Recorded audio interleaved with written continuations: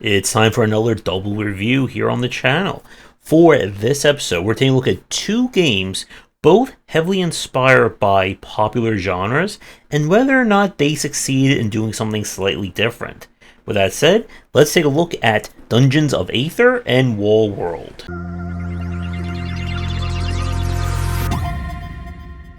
Dungeons of Aether come from the developers behind Rivals of Aether, which was an indie take on the Smash Bros. Fighting game formula.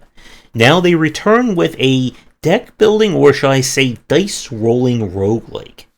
Right off the bat, I love the aesthetic of the game. The characters have very interesting animations and the aesthetic is certainly on point.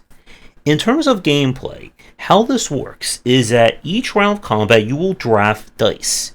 Each dice has a different color, which represents a different stat that you see at the top of the screen. The gold dice are kind of considered a wild card, and they can fit in any stat. Attack determines if you can break through an enemy's defense. Defense will, of course, block attack if it's higher. Accuracy is used for activating special abilities that you see in the bottom left and bottom right, and speed determines who goes first. This becomes a very big deal as you get introduced to other characters and quote-unquote classes in this game. The challenge is that you need to be kind of managing which dice you take each round compared to the opponent and how that applies to the character that you're using.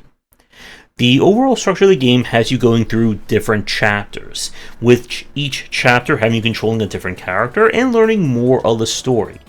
There is persistence in the form of upgrading your kind of home base / town to provide more services, find better items, and so on and so forth. And I love the charm of this game, especially playing as the first character here. The problem that I ran into with Dungeons of Aether is what happens when it starts introducing the other characters. You see, in this game, each character outside of your starting one has their own unique kind of focus. So our second character here, who's kind of like a pirate shark or a bounty hunter shark, for their special trick is that they do not get defense anywhere near the other characters, and instead they're supposed to rely on using stamina and speed in order to dodge attacks. The problem is that with each new character and their own special focuses and what dice they use, it doesn't change kind of the utility of the dice themselves. If you can't get high enough attack, you're never breaking through the opponent's defense no matter what you do. Conversely, if you are not able to get enough defense, the enemy's attack is going to go through. And it felt for me like I was going through extra steps to accomplish the same thing with the starting character.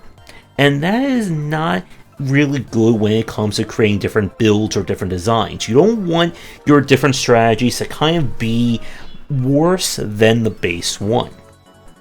And it did lead to some frustration on stream where it just felt like either I have to play this in such a specific way or hope for a specific roll of the dice, or I'm just going to take extra damage and there's not much else I can do about it.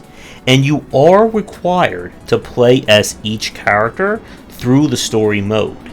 And I think I would have liked to have seen maybe, instead of having every character use the dice the same, have them kind of be focused on different dice, such as having a character that instead of using attack as their main stat, maybe they use speed. Maybe defense is accuracy and accuracy is defense. Just kind of play with the systems in that front instead of trying to kind of squeeze everything through the same hole in terms of how the dice work. And it's because of that I kind of lost interest in playing this one. It has a lot of charm, don't get me wrong, but it just felt like it was getting more and more frustrating to play rather than opening up and allowing you to do a lot of different things with it. But for people who did play this one and played more or beyond the second chapter, I'm curious what you thought about, and was there a character that kind of felt really good to play as, with exception to the starting one? So, with that said, while I didn't enjoy this one as much as I was hoping, it's still a very interesting and different take off of the dice builder style design. And I would suggest if you are looking for something with a lot of charm to it, to at least give it a try and see what you think of it. But with that said, we're going to take a quick break, and when we come back, it's time to start climbing up with Wall World. And if you're interested in my thoughts on design, then be sure to check out my game design books. For entry-level students, we have 20 Essential Games to Study, and then the Game Design Deep Dive series that takes an extensive look at different genres, with more coming soon. We now turn to Wall World. This is a game that, as you can tell, is definitely inspired by Domekeeper, but it does its own unique thing in terms of its pacing and its structure. Where Domekeeper was kind of focused on each run being its own individual thing with unlocking new toys to play with, this game is trying to kind of build itself as almost a kind of single player campaign structure. In our world here, it turns out things are flat, except not horizontally. We all live on a giant vertical wall where aliens tried to menace us. It's up to us to explore in our giant kind of steampunk spider tank to gather resources, find new weapons and gear, and try to solve the mystery of the wall. So the structure is very similar to that of Domekeeper in the general play-by-play. You'll see the meter in the bottom left, the purple one. When it fills up, you have to fight. And you'll have to go either up or down the wall looking for different mine shafts in order to find resources. Resources which you'll be able to upgrade your character, your tank, as well as any additional tech or weapons you find along the way. Now the combat in this one is far more involved than Domekeeper, as you will have to eventually fight enemies while moving the tank up and down the wall, as well as unlocking the ability to kind of, I guess, dodge in your giant tank, which is pretty awesome. And some of the animation in this game is really well done. Now here's where it gets kind of interesting. The wall itself on each run is procedurally generated. What you're going to find in each area is going to be based on what kind of quote-unquote biome of the mine shaft you're going to get. Each kind of mine has different resources. There's always this kind of basic resource that you're going to find, and then there's always a secondary resource. And different tech or different upgrades will require different resources. Now this does play into some of the issue with the RNG. If you're at the point where, let's say you need a energy orb or an energy resource and you're not finding that specific biome, guess what? You're not going to be upgrading your tank or upgrading that research until you do.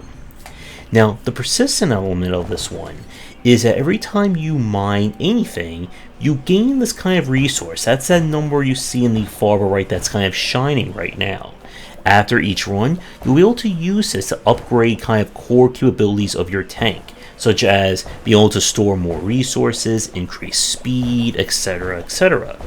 And this is absolutely required. The game does make that kind of mistake that you really cannot survive on your first few runs. You literally don't have the ability to dodge until you unlock it, which means when it's boss fight, it will just slam on you and there's nothing you're going to be able to do about it. I do like some of the differences in Wall World compared to Domekeeper, but I do feel that Domekeeper is the more refined experience at this point.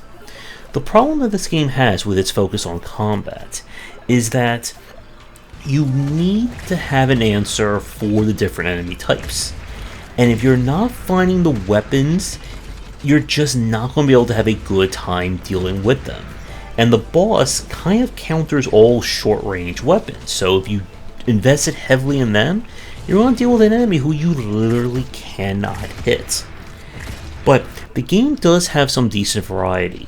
If you did not like Domekeeper for its kind of focus on explore the mine, go back and defend, rinse and repeat, this game does not improve or iterate in that respect. The major aspect that it does do differently, as you're seeing, is with the combat. But I did enjoy this one as both a fan of it and Domekeeper. So if you are a fan of that kind of gameplay loop, and you're looking for one that is a bit more combat centric, then I would recommend Wall World. I don't know if they're going to be updating the game with any new content or any new features, but it does at least appear to be pretty stable right now. And unlike Dome Keeper, this game does have an intended end experience. There is a point where you're going to have that final exploration, so it does make this more of a roguelite in that respect. But with that said, we're going to wrap up this double review. I'd like to thank my friend Thorn for giving me a gift key for Dungeons of Aether. I'd like to thank the developer of Wall World for sending me a key to check it out. If you'd like me to tackle your game for a future piece, please reach out. Do the liking, bell ringing, and all that good stuff. Be sure to visit our Discord and Patreon, and come back for daily sessions on game design here and on game wisdom, where you examine the art and science of games.